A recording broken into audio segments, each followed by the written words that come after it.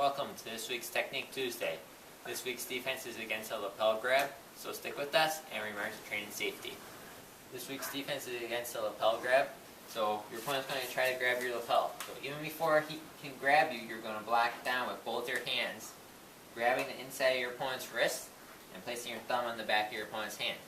Deliver a low line distraction kick to weaken your opponent.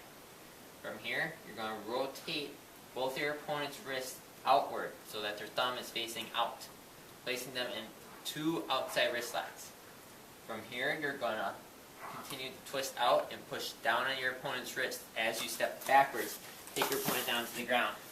Once on the ground, you can continue to apply pressure to the wrist locks here. You can get up, you can kick, whatever you have to do. On the other side, your opponent tries to grab you. One, block down, grab the inside of your opponent's wrist, place your thumb on the back of your opponent's hand. Deliver a distraction strike to weaken your opponent. Rotate your opponent's wrist outward so that the thumb is facing out, placing them in two outside wrist locks. Continue to torque outward and apply downward pressure. As you step back, take your opponent down. Once on the ground, you can use the ground as a brace to lock your opponent out. Kick, stomp, whatever you have to do. Now the key to this technique is, as your opponent comes in here, you have to immediately block down. As you block down, your thumbs are already there on the back of your opponent's hand. So that way all you gotta do is grab the inside of their wrist here and have a good grip.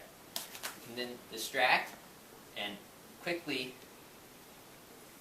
rotate your opponent's wrist outward. This quick rotation here is going to disorient your opponent. That way you can press down, out, step back, take them down real easy. Then from here, apply downward pressure, lock them out. You can kick or just get out of there, whatever you gotta do. One more time, full speed.